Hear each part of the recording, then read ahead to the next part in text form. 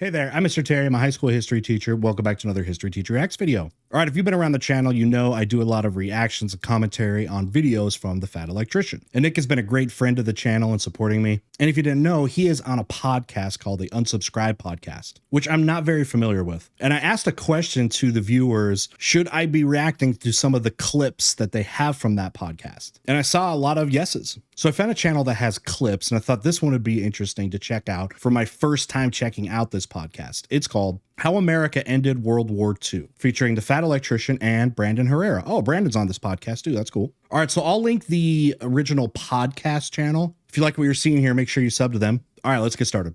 Now, with this being about how America ended World War II, obviously you're going to want to see if they're going to talk about the atomic bombs. We'll see how that goes. I don't know if they're going to touch on Europe. So we'll see, and I'll add what I know. What was the one? World War II. Someone commented on the one we did about the bombs. Who's he? I don't know him. When those didn't cause the war to end. I was like, literally 3 weeks later. Literally 3 weeks later. I'm so fucking sick of this stupid fucking communist sympathizer talking point. Okay, here's the fucking series of events. America dropped leaflets. Okay, I want to interject a bit of theirs. Why do people say it wasn't? Because there's this argument that there wasn't the bombs, at least not on their own, the bombs ending that. Now, what you also got to remember is the same day those bombs were being dropped, the Soviet Union had begun its invasion, declared war on Japan, which was part of the original agreements that they had with D-Day. And by the way, shout out to D-Day. It's the 80th anniversary in the time I'm filming this. But basically the deal that was made with the Soviet Union, with Stalin, was if the United States would help with an invasion of mainland Europe and the West, right? It's going to end up being D-Day, that the Russians would then help against Japan, which is, someone they had been fighting a little bit, but do a big invasion. And so the invasion and it may do, the deal was 3 months after the war in Europe would end, Soviet Union would invade. And it happened because the war basically ends late April, early May, and then August comes around. So a lot of people say it's actually more about Japan's declaration of war than just the two bombs. And of course, that's very debatable, but you can't ignore all the different things that were going on that would lead to added pressure to the Japanese. You know what I mean? Hey, we're going to unleash a weapon the likes of which you've never seen. How effective those packets were is debatable. Whatever. The pamphlets got dropped. You can see them in fucking museums. They got warned. They said, we don't care. They dropped the bomb. The emperor said, oh shit. And then they did nothing. At this point, the USSR attacked Manchuria. And then still nothing happened. America bombed them again, at which point the emperor, in a statement to the Japanese people, said, we're surrendering because of the atomic bombs. He listed them specifically. 4 days later, he said to his military, we need to surrender because of the atomic bombs. And also, now the USSR is piling on, and they've also attacked Manchuria. And these fucking communist sympathizers jump onto it and be like, nope, they only surrendered because of the USSR. It had nothing to do with the atomic bombs. And it's the dumbest fucking talking point. Yeah, that is a stupid argument. That's a terrible argument. Okay, there are definitely a lot of things going on. Now, here's one thing to keep in mind is, the German population also understood this. If you're going to have to surrender to somebody, okay, and you have the Soviet Union and you have the United States, this is what the Germans did. You would rather surrender to the Americans. I mean, people were fleeing literally from the Eastern Front because the Soviet Unions were going absolutely horrifically wild on the Germans in their Eastern invasion. Stuff that was horrendous, war crime stuff, stuff we can't get into a lot, but let's just say that they knew. Okay, and they were flooding to the West by the million saying, we know we're going to lose. This is from the Germans. We'd rather surrender to you Americans than those Soviets. And to be honest, the frontline Soviet soldiers were almost kind of like saying the same thing, because the front line had some of these really well-trained guys, more disciplined. And one thing that Stalin was basically doing was emptying the prisons. Right. This is something I've learned, was emptying the prisons just to get bodies out into the war. Now we're talking maniac dudes, and those guys are now, they're coming and they're like part of probably about the second wave of the invasions.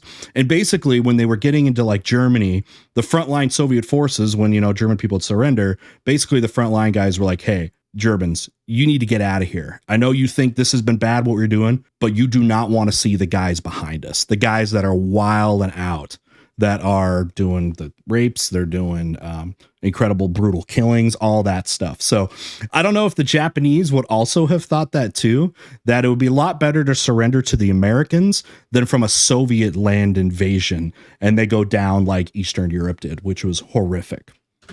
I've ever heard in my entire life. Nick, Pretty sure them bombs. yeah, who's the guy on the left? I don't know him. Yeah. Because that's Brandon Decently. in the middle, That right? part is the one part that's not really debatable. So what people they fail to realize. So what they bitch about, or like Nick, when I last talked to Nick, he was talking, I think, about this podcast, and I think he said if I was ever down in Texas or whatever they do it, that maybe I could come on or something. I'm trying to remember. I think he said something about that. That would be amazing. That'd be awesome to hang out with these dudes. Well, no, that's not true. Is there was the insurgency or the coup that was trying to happen in Japan to overthrow the emperor and make it where he wasn't said. Right. And the emperor is the one that came out and was like, hey, yeah, we fucking surrendered. Because the other people didn't want to surrender at that time. Right. That's the arguing point for Well, Well, yeah. Well, so the big thing was basically the Japanese had accepted pretty much all conditions of surrender, except for the removal of the emperor. The emperor is a cultural, spiritual, almost godlike figure, and only the emperor himself could ever give himself up, something like that. So it took the emperor to actually step in because the governing body was not going to do that. And that's something that's been critical of the Americans. If they had kept the deal to basically keep the emperor in power, maybe even just ceremonial that way, that they could have avoided those last, the bombs and stuff like that. So I don't know. I mean, 2020 vision, you don't know how things would go down. the talking point is like, well, just because the dude in charge of the entire country that was literally the son of the sun god, which is the sun god is like the sun, because they had Koku. Shintoism Yeah, during Shintoism. World War II. That's And the so like literally Shintoism is God the indigenous religion of the Japanese. It believes in these deity figures, and the emperors are basically related to them. They're like descendants of them. So and he's like, no, we're surrendering. And they're like, cool. Well, some of his generals didn't want to. And the only reason the generals didn't want to is because the emperor is like, dude, they just dropped a new bomb. It's really bad. And the dudes that weren't Hirohito. there to see it because they're off fighting in Manchuria and China. And they're like, cool, you've been getting firebombed for the last 6 months. Yeah. Innocent civilians. let's not forget dying. that. Holy cow, the fire bombings in Tokyo and stuff. They killed more people. They would just bomb it, and so much of Tokyo is built with wood, and it's so hot that it would create these firestorms that again killed thousands and thousands and thousands of people. Atomic bombs, when you put them together, it's over 200,000 people, about 250,000 at the higher estimates. So yeah. They didn't give a shit. So they're like, we don't want to surrender. And the emperor's like, too bad, fucking surrender. So the communist talking point is like, well, These some of guys the just got all this generals might alcohol not have out there. surrendered.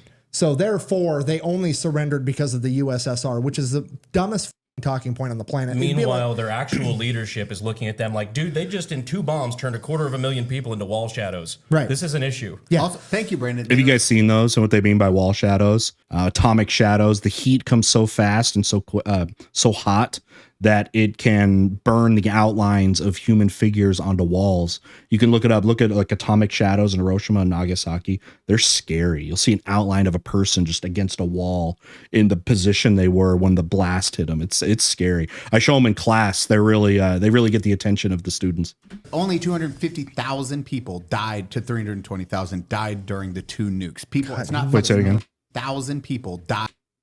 Shadows. Right. This is an issue. yeah. Also, thank you, Brandon. There is only 250,000 people died to 320,000 died during the 2 nukes. People, God, it's you not knew those fucking numbers millions. off the top of your Shut head. the fuck up. People Shut say the fuck- millions? Yeah, that is one of the. Yes. They like What? the nuke killed Yes. millions of people. Yes. They Where? compare it to the Holocaust. Are people, people are saying that. I feel like those are people those are the people I don't even give attention to. Like, I know they're listening, they're talking about like the dumbest of people.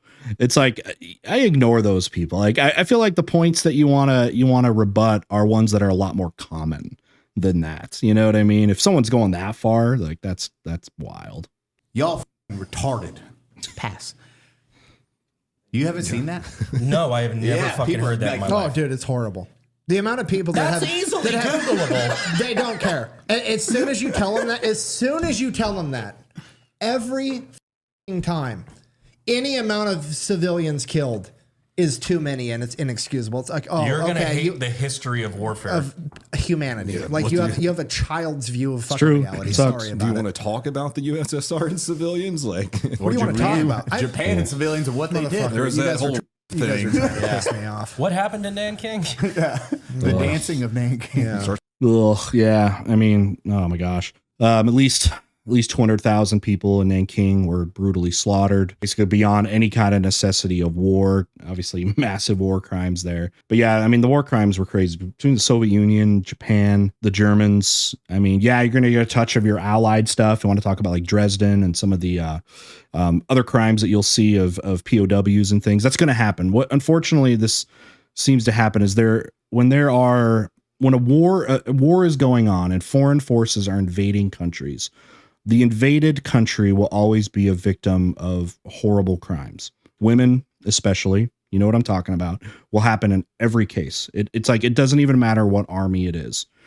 Something happens with people in war, and there's this idea about going into war too that if you're going into combat, one of the best psychological things that you can almost do is basically understand that you're probably going to die, right? It's like you're trying to, but you are already dead. You're already dead. With that assumption that you may be dying, you're going to do you may, depending on the personality type, do some horrific things because you've already accepted that you're going to die. It doesn't matter. And horrible war crimes and horrible things will happen to people. Happens with every military, good, bad, however you want to decide or analyze the army. It happens. It's awful. Starts with an R and it's not a They retard. still don't admit that shit. Really? Yes. Oh, it's one of the biggest things. They will not. So Is it none because of, there's like no photos? Huh? Is no, it there's because photos Of what? Oh, there's Well, photos. isn't there like very few though? Of Nanking? I couldn't remember. No, Japan just won't teach it in their own school. Yeah. No, there's a bunch. You can look it up. Yeah, but you can see it. I can't talk about it. This is probably already going to get demonetized. But what happened in Nanking? There's a lot of things you can look. You can go on the Wikipedia page and see things. It's not safe for school kind of stuff to show how demented those war crimes were. Kind of low-handed, play the fucking victim, and a bunch of communist American historians help him out in doing it. I know I heard somewhere like either they're repressed. Nick or and his something, but communist they don't stances. circulate the photos of it. So 'cause funny. They considered like Western Oh, yeah, propaganda of course. or They something. all hide their shit. That's what. So winners, yeah, losers. Which, Well, that's oh, why Jesus Christ, I'm going to punch you. Do Wait, what did it say? Yeah, losers. Well, Which, that's oh, why Jesus. They all hide their shit. That's what. So winners, yeah, losers. Well, Which, that's oh, why Jesus Christ, I'm going to punch you. Do not bring the winners history thing.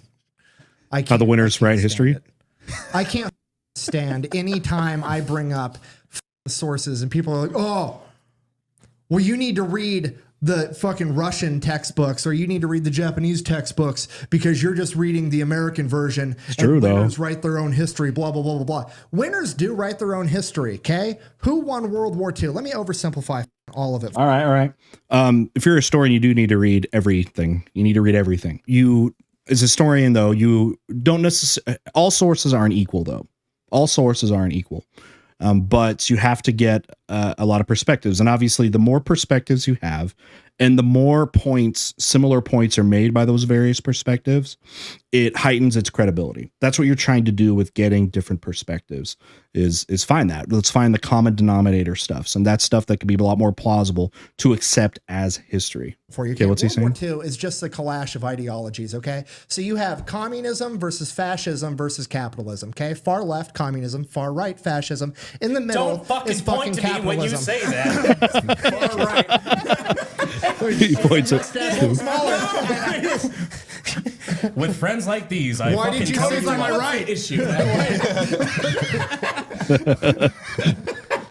So anyways, it's just fascism versus communism versus capitalism, right? Sure. You fucking threw me off. Oh, so Well, sorry, capitalism. Fascism has plenty of capitalism in it. Probably it's more like Western democracy. You know what I mean? on both ends, they abolish the opinion. Like they just delete whatever they don't want. So like Nazis are famous for burning books. Okay. Sure. It's illegal in Russia right now as of 2017 to even talk about the Ribbentrop-Molotov pact.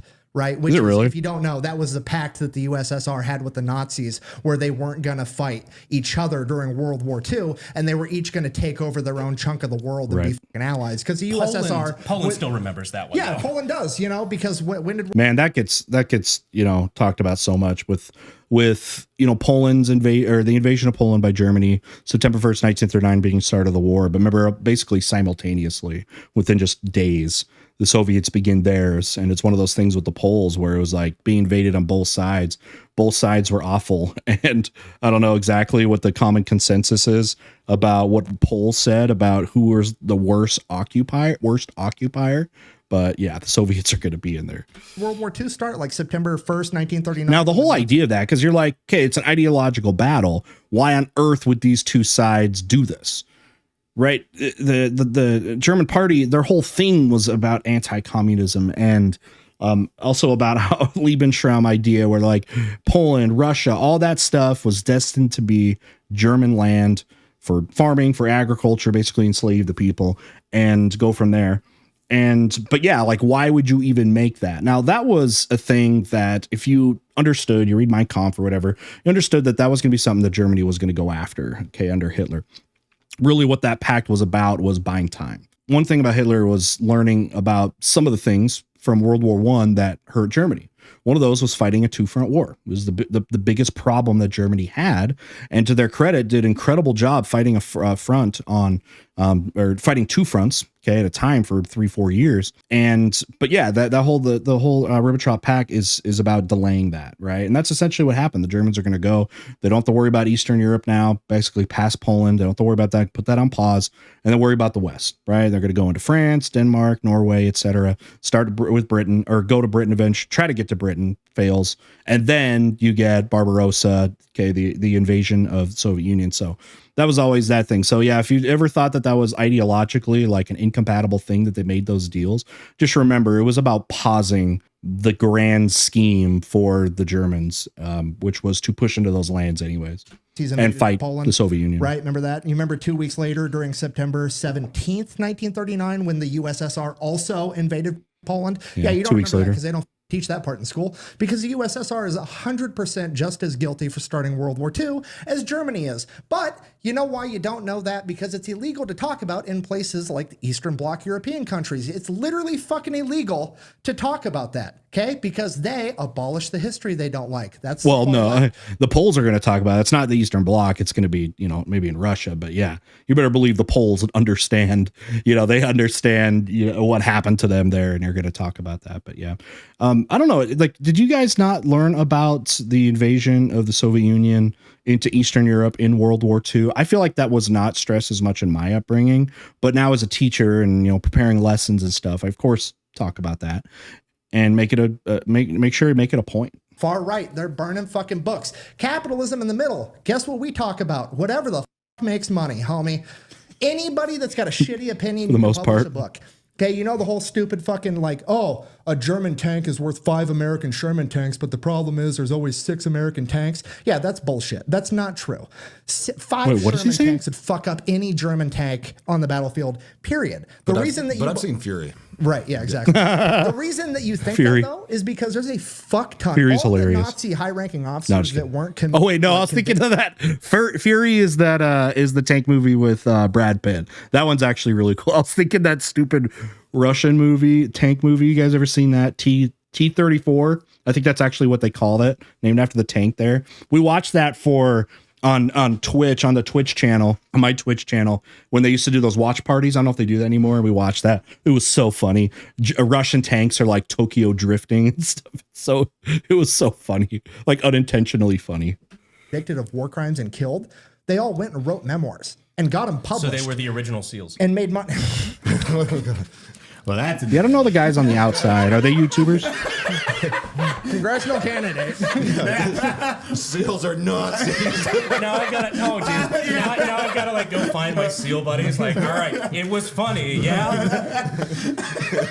Does Brandon have a military background like Nick does? Do any of these other guys have military backgrounds? But no, like you don't get to be like, oh, you guys only publish what makes you look good while we're. This is why they want me to quit the podcast. Yeah, 100%. It's fine. Sorry. While we're also publishing all the memoirs of enemy soldiers after the fact, where they glorify themselves. Like it doesn't even make any. Like that argument holds zero fucking water.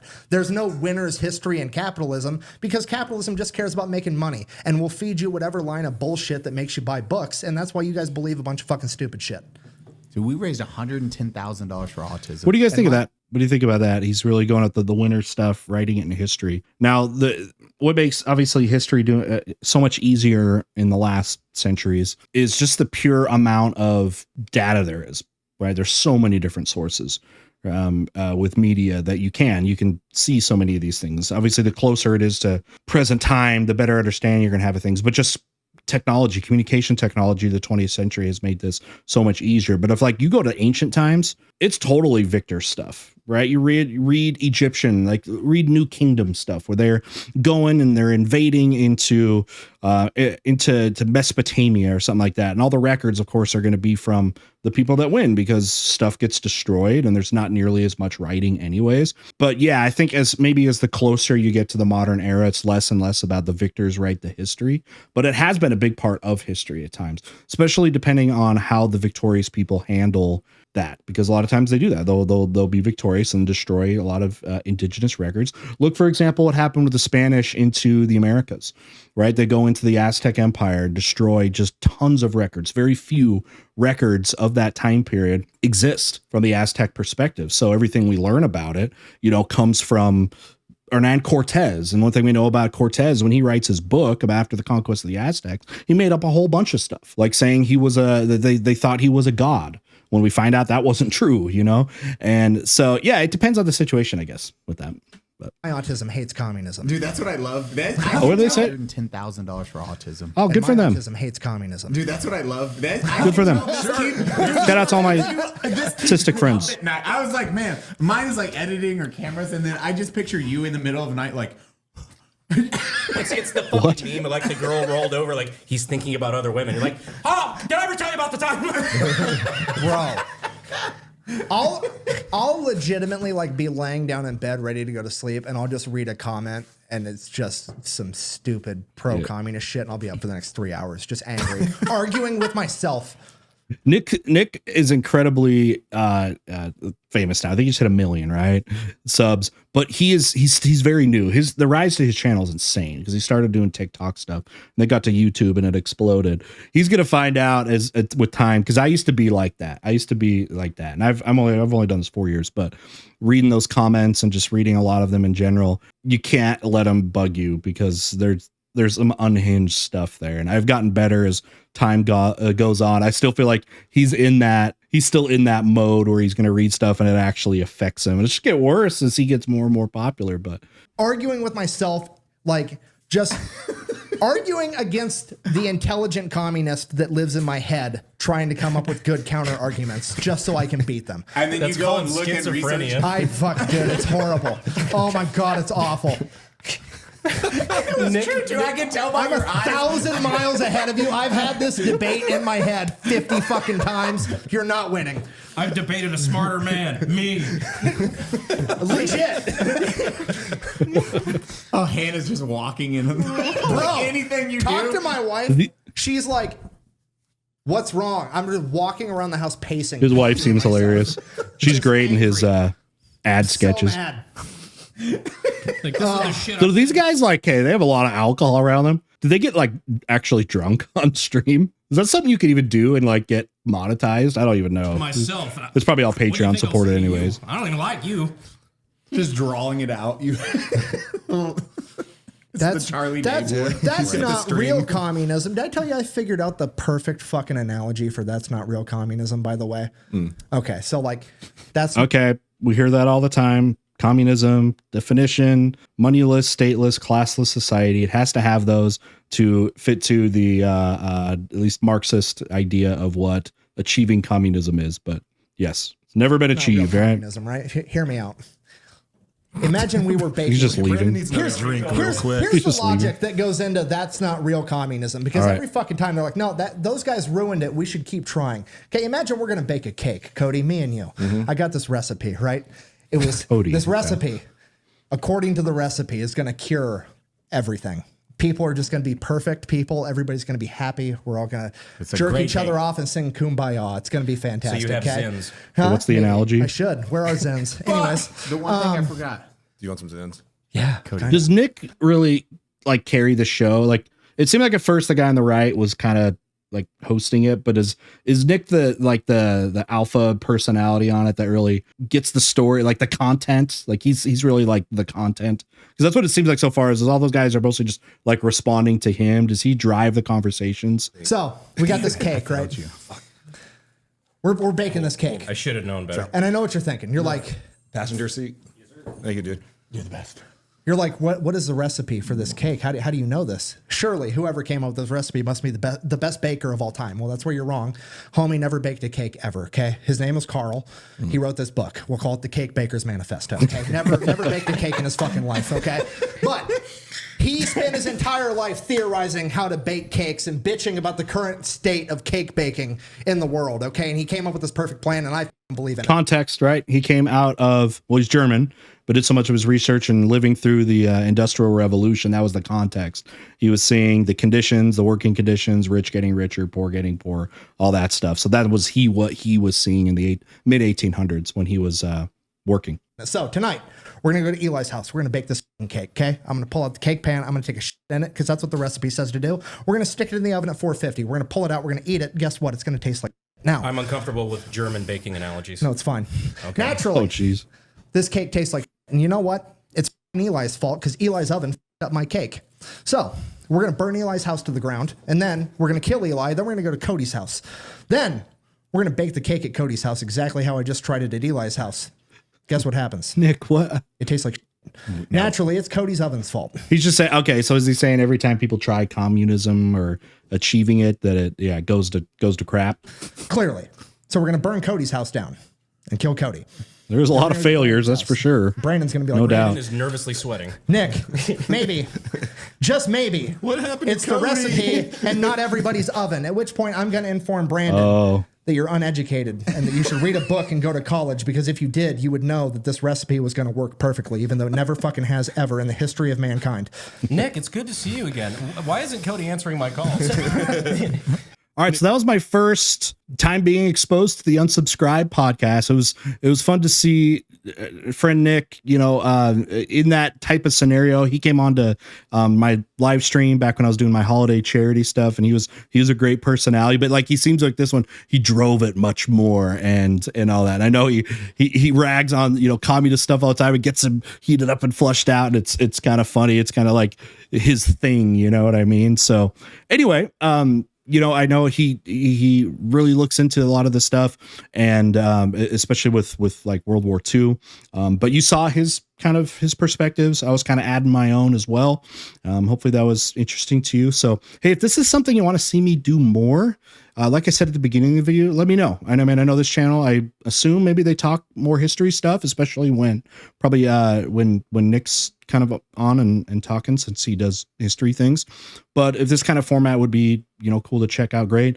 If there are other ones, podcasts, because I'll be honest, I don't really listen to podcasts. So I really don't know a lot of them. I know about a lot of them, like Carlin and stuff like that. But anyways, if there are other things like this you think I should be checking out, if you want to see me react and comment to it, let me know. Best place to do that is actually on the Discord server, because there you can drop me clips. And that's what I need for help, is clips of stuff that I can check out. All right. Again, I'm going to link the original, their channel, YouTube channel, the one that for their main podcast. So make sure you sub to them. And with that, we'll see you guys next time.